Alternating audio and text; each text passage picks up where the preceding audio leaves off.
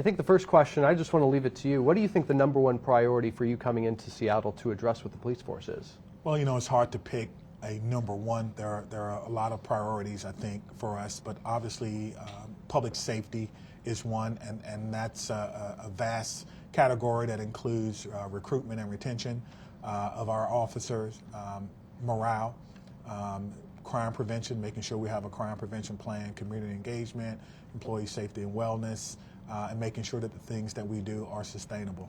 Yeah, certainly. And on recruitment, last year the Seattle Police Department hit its lowest staffing point in close to 30 years now. Mayor's office has told us that some of that trend is starting to reverse. But how do you address the recruitment problem and reinforcing the ranks of Seattle Police? Sure. It starts by, number one, with retention. So I have to start there, making sure that we can retain the officers that we have, knowing that that they're valued and they're respected, and we appreciate their work. Listening to them as we engage in this problem-solving effort of making sure our city is safe. But more importantly, it's also making sure that we understand what the process looks like. I'm committed to looking at the process, listening to the recruiters, listening to the training team. Are there things that we can do to improve or change that will streamline the process? A lot of times we lose people in the process for a variety of reasons, and we want to take a deeper dive into that. One of the things that I did in Madison is that we started a program called the MORE program. It was Multicultural Officers Recruiting Effort, and we partnered with several nonprofits, including 100 Black Men. And what we found was that there were certain people who wanted to be police but weren't quite ready, or would miss appointments because they didn't have the money for overnight stays to do testing and things of that nature. And so our nonprofits would provide that for them.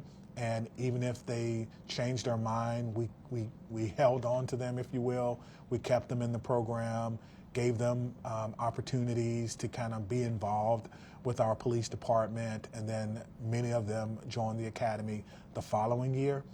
Also expanding our internship program. We get a lot of police applicants from internships, and so we'll look to establish and or expand those programs as well. Yeah, certainly. And you mentioned morale there. There's been some reported morale concerns around Seattle Police. I mean, it was partly intentional of city leaders of bringing in an outside police chief to have somewhat of a culture change. How do you get officers that are in the police force to buy into the new guy as you come in here? Well, I think it begins with consistency.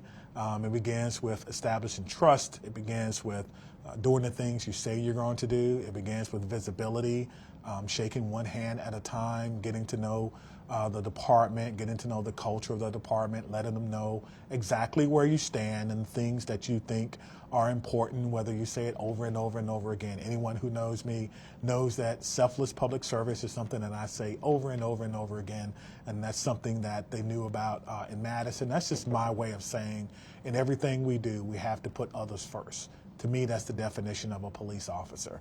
And so if you're a police officer, this is what you do.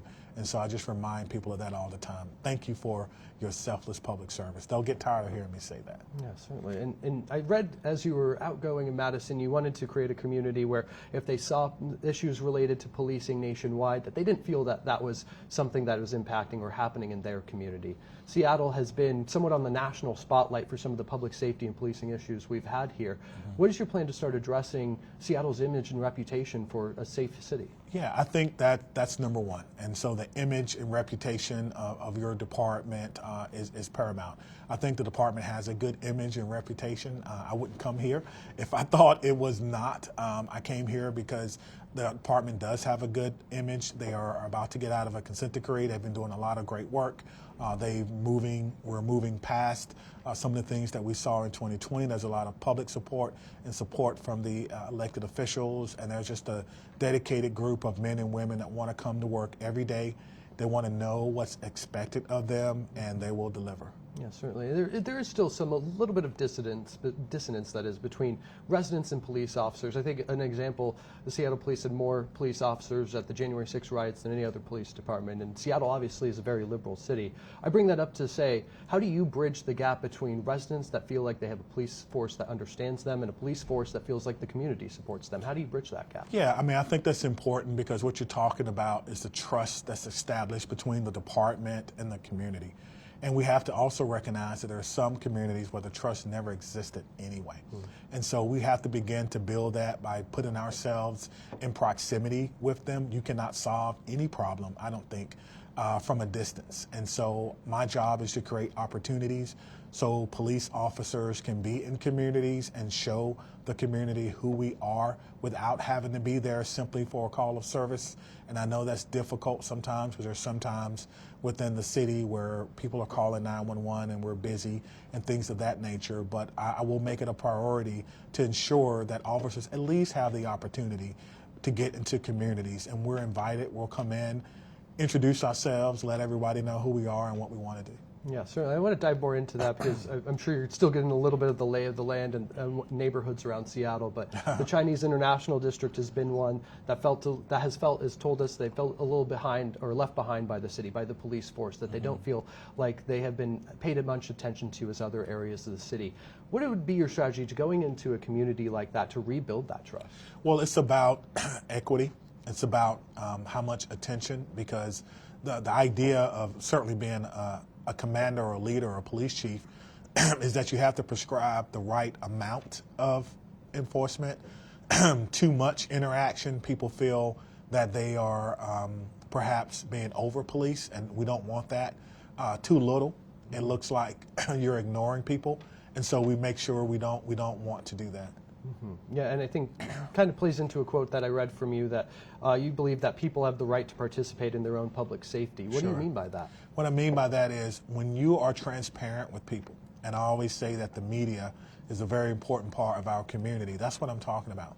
Using the media and using our partners so that they know what crime looks like in their city, then you can make good decisions about protecting yourself and making sure that you are preventing crime. Yeah, absolutely. No, I understand. Thank you. Ask Yeah, I was cracking there. Yeah. You've only had a couple hours of this. Yeah. And on that note, how do you, I mean, from your perspective, how do you balance transparency with investigations? I mean, we're always going to ask for things for body cam video and that kind of thing. How do you prioritize transparency in that process? Yeah, that's tough. Those battles are usually internal, I can tell you that, between me and detectives and district attorneys who are usually trying to pull me back from saying something about a case. I will try to give as much information that I can legally give to our community. Certainly. Relationships with prosecutors and judges. Sure. There's been some issues or some situations where this police department feel like it's a prosecutor or judge problem. Prosecutors feel like it's a judge or police problem. How do you manage those relationships and build them to where cases that need to be prosecuted are being prosecuted? Sure. We've all heard of the criminal justice system, cops, courts, and corrections, right?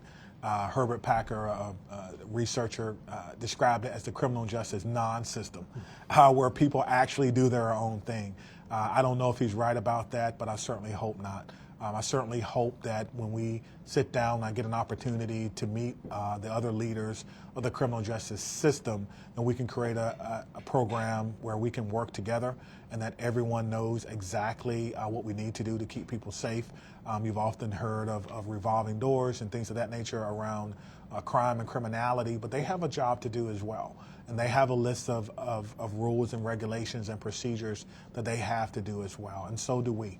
And so we have to make sure that we're being good partners with other parts of the criminal justice system, that we're all working for the same goal. The goal is not simply to prosecute and arrest people. The goal is to prevent crime. And on that note, Seattle's also been dealing with the drug crisis, the homelessness crisis, some call it an addiction crisis here in the city. What do you see police's role in both the addiction crisis and homeless crisis in the city? As partners, as community partners. Now, we're different in a partner because we often recognize, we're the first ones to recognize these symptoms, if you will, of a greater issue. And so with that comes a responsibility to make sure that we have the relationships established so that we can get the right people in to do the right thing. An example that's often used in criminology is like a general doctor who notices a problem. You know, he may send you to a specialist, and we can do the same thing. You know, we see everyone, but from time to time when it comes to mental health, when it comes to substance abuse, when it comes to those who are unsheltered, we may have to ask someone else who has expertise, subject matter expertise to help. And I think we're completely fine with that as long as it solves the problem. Yeah, and is there any changes that you see Seattle Police need to make in that regard? Well, the only changes that I think we need to make is we need to have more partnerships. We need more people in the community and nonprofits to step up and work alongside of us. I think that's amazing when you see police officers, and you have that here, obviously, in Seattle, working together. Everyone's on the street, everyone's shoulder to shoulder to solve a problem. That's the type of police department that I think you're going to see. Yeah, certainly. I read that an SRO is what got you into school resource officers, what got you into law enforcement. Here in Seattle, 4 years ago, SROs were removed from schools. There's been a push to have some law enforcement presence around schools that have had issues with gun violence. Sure. Particularly as our community struggles with teen crime and shootings at or near high schools. What do you see the role as law enforcement and safety at schools in Seattle? Yeah, I think the idea is that you have to redesign the program. My definition of a school resource officer may be different from what people remember in Seattle. And what I mean by that is the officers are there as a resource and they're there as a deterrent. They're there to make sure that students stay out of trouble. They're there as a confidant. And those are the roles that I've seen SROs play. And they're there to also make sure that we have the resources that we need to connect to people who, quite frankly, have underdeveloped brains or maybe going through mental health issues, things of that nature. And so it's getting as much resources as quickly as possible to people who actually need them. Yeah, and on that note, with staffing levels where they are in the police department, where does SROs, where does that fall in the priority list for how to allocate resources? Well, the idea, again, is to prevent crime. And so if an officer responds to a gun call, how many officers respond? Is that 2 officers? Is that 3? This depends on the scope and magnitude of that problem. But if an officer does not have to respond to a gun crime, that also equates to people and manpower. And so I always tell people is that, Sir Robert Peel said it best, the true effectiveness of police is the absence of crime and disorder and not the evidence of police in dealing with crime. Mm-hmm, certainly. In the past, there have been female employees as part of the department who have felt that the cards have been stacked against them, more or less, for lack of a better term, in their advancement in the police department. How do you handle, or how do you see equity in the police department and making sure that female officers get the positions that they feel like they deserve? Yeah, well, we want everyone to feel safe within the police department. We want everyone to feel comfortable. We want everyone to feel like they're being recognized for their talents. I think it begins with looking at the processes and why people feel that this is the case and understanding how to give appropriate feedback and how to develop people. That's something that I've done throughout my career, and it's probably one of the things that may not make it on a resume, but it's probably one of the things in my career that I'm most proud of, is that I've been able to develop a lot of police leaders, not just in the police departments that I've been associated with, but just throughout the country. I have so many mentees and people who I have helped to work and develop, and that's one of the things that I'm really looking forward to doing here at the Seattle Police Department. Yeah, certainly. The city has also recently created stay out of drug areas, stay out of prostitution areas to try to highlight different crime areas. Some neighbors that we've spoken to with, and specifically the prostitution area, they feel like the police presence isn't there. They feel like they know who the players are, and they just don't see the action that are resulting in arrests. Now, sure. I'm sure you're learning about the specifics of that, those situations, but on a high level, how do you think interacting with these neighbors to either affect arrests or that kind of thing, how do you see addressing these high crime areas through these designated hotspots? Yeah, well, someone has to do it, right? And we have a system where you pick up the phone, you call 911, you expect someone from the government to help you, right? No, you expect the police. When the truth is, you should expect someone from the government. And so if the police are not being allowed to help, then someone has to do that. And so it's about sharing the responsibility and make sure that people feel safe in or around their communities and making sure that they are safe as well. And also making sure that people are not being trafficked. We make sure that people are not being taken advantage of as well. Thank you so much, Mr. Barnes. We really appreciate your time.